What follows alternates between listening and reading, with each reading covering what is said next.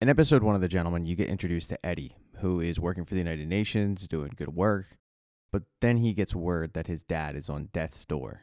His dad, however, isn't just anybody. His dad is the Duke of Halstead. So his dad passing away could have a big impact on Eddie, although technically it really shouldn't. Eddie isn't the oldest son.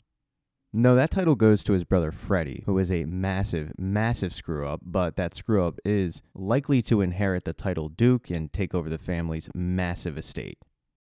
The family's butler, Ahmed, reaches out to Eddie and lets him know about the state that his father's in so that he can rush back and see him before he passes away.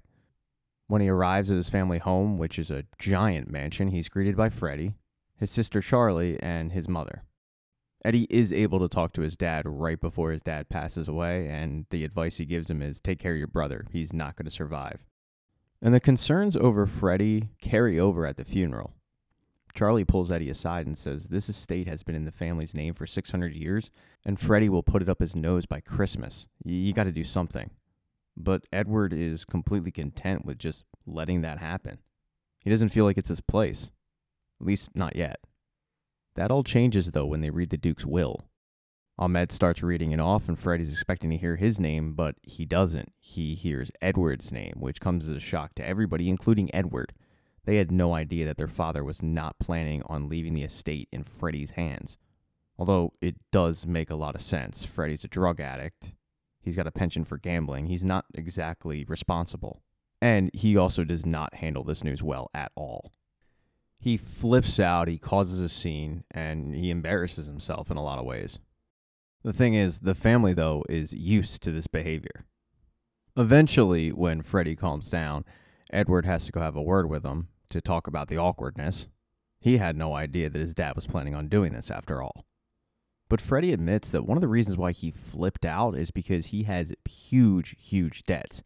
He was planning on taking that inheritance and paying off those debts, and now he doesn't have it. And these debts aren't exactly to Sally Mae or Capital One. They're to big-time loan sharks, people that you don't want to trifle with.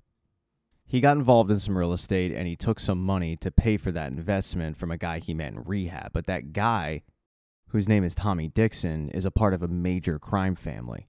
The amount of money was originally $4 million, but because of the debt and the interest and all that, they want $8 million, and they want it by the end of the week or else. And Freddie's freaking out because he knows that or else could be his life.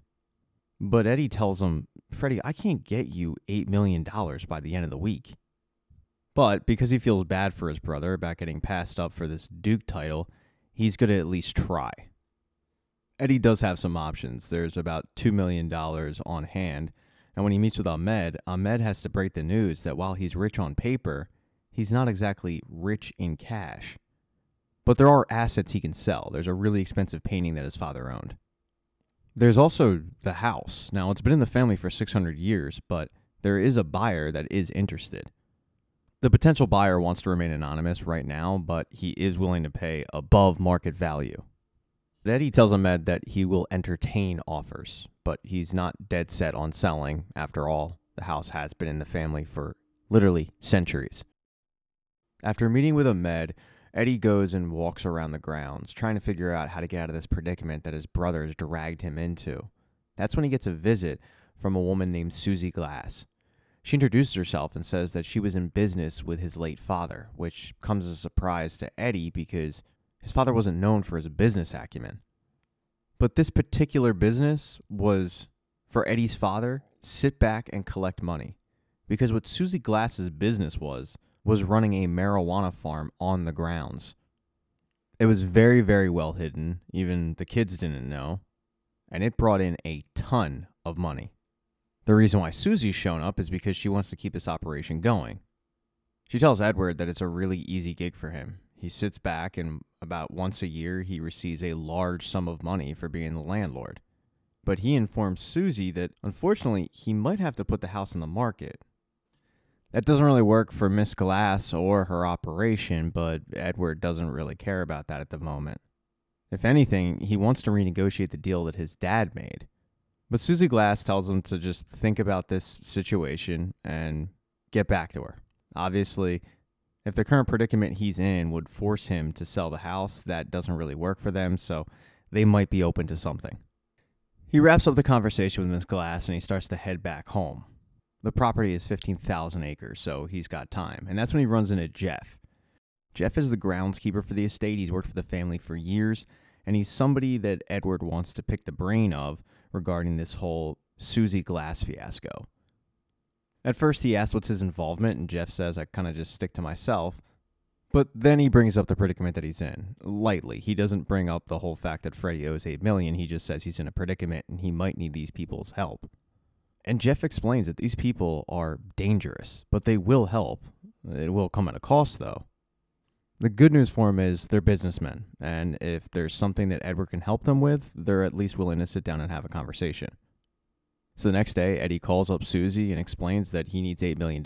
His brother's in debt to a Liverpoolian drug cartel, and that's one of the big reasons why he needs to negotiate. If she can help him out, then he might be willing to not sell the property.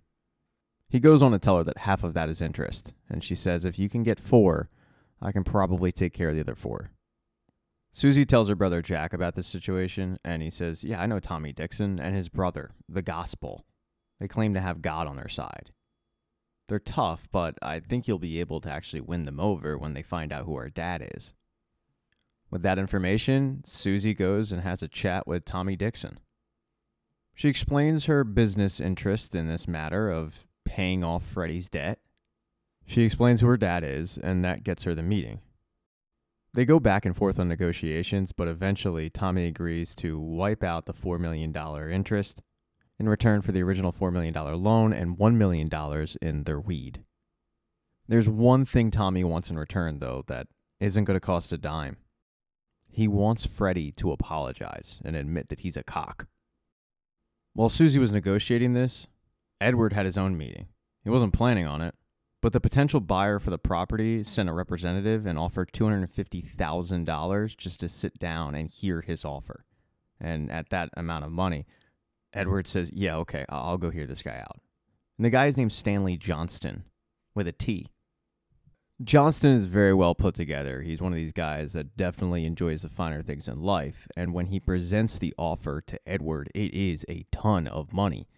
But Edward says, I'm sorry, I'm decided not to sell. While they don't agree on a sale of the house, they do agree on a sale of the wine because Edward's family has a very expensive wine collection, and Johnston loves wine, so he gets about $3 million for it. When Edward gets back to the estate, he meets up with Susie, and she gives him the good news about getting the debt whittled down from 8 to 4. And he's like, all right, great, we're in the clear. We'll hand off this money tomorrow, and we'll be done with this situation. But when he goes to check his safe, the $2 million that was in the safe is gone. And that's because Freddie's vices have reared its ugly head once again. He's got a quote-unquote sure thing going down in a boxing match. Edward needs that money back. But Freddie isn't listening to reason, so Edward and Susie head off to the boxing match. Boxing is something that Susie is well aware of. Her brother owns a gym, so he's actually at the boxing match. And he gives them some unfortunate news. The guy that Freddie placed the bet with, he never pays up. You either lose the bet, or if you win, he uses his goons to just scare you off. At this news, Edward becomes furious. He walks up to the table with Freddie and the guy that Freddie placed the bet with, and he demands the money back. But the guy says, no, too late. It doesn't matter anyway. The fighter that Freddie bet on ends up losing. But Susie says, let me talk to the guy that Freddie placed the bet with. Maybe I can convince him to give that money back. The next day, Edward and Susie stake out this guy's house. And while they're waiting for this guy to come out, Edward asks Susie if she's ever heard of a Stanley Johnston. She's never heard of him, and the reason why Edward is asking is because it seemed like Edward had hinted on the fact that he knew about their operation. They then get out of the car and they walk up to the house where the guy who Freddie placed the bet with has decided to give the money back, although he had some convincing from Susie's men. He's been beaten to a bloody pulp. This is pretty eye-opening for Edward. He's actually seeing what these people are capable of right in front of him. Edward then heads home and he sees Freddie just enjoying his life, doing some skeet shooting, when he informs Freddie that he was able to get the money back. He tells him that the reason why is because he never places the bet, so stay away from betting with that guy. He then gets to the matter of dealing with Tommy Dixon. He says that he's going to handle the debt, but the one thing that Tommy Dixon wants in return is for Freddie to admit that he's a cock, but he needs to do so wearing an outfit and being recorded doing it. Freddie was fine with all of this up until Edward said that he wanted to film it. And then all of a sudden, Freddie's mood changes. Freddie doesn't realize that this is a $4 million video we're talking about. He would be one of the highest paid actors in the world. Edward has to give him a little tough love and remind him that he's doing this because he got everybody into this mess. And if this is what Tommy Dixon wants for $4 million off, then he's going to get it. Later that day, Tommy Dixon shows up with an associate, a kid really, named Jethro, who's going to count the money while Tommy enjoys the little show that Freddie's going to put on for him. Edward and Susie are both in attendance to make sure that this goes down correctly. Despite his pleading and begging, Tommy makes Freddie get in the chicken suit and he starts making him do the video. But the more that Tommy likes it and enjoys it, the more it pisses off Freddie. It's embarrassing for him. Tommy is really hammering home the point that Freddie needs to act like an actual chicken. He's slowly trying to break Freddie until finally Freddie says, "I need to go to the bathroom." But when Freddie comes back, he's holding a shotgun, and he shoots Tommy Dixon and kills him, opening up a new can of worms for the family. Thank you so much for checking out this recap. Please consider subscribing to the channel and subscribing to my Patreon. Hit thumbs up if you liked it. Smash that thumbs down button if you thought it sucked. If you left a comment, I don't get back to you. I usually don't check the comments unless they're like a super comment. Also, if you don't see the next video up on the end screen, not to worry, it'll be up in a day or two.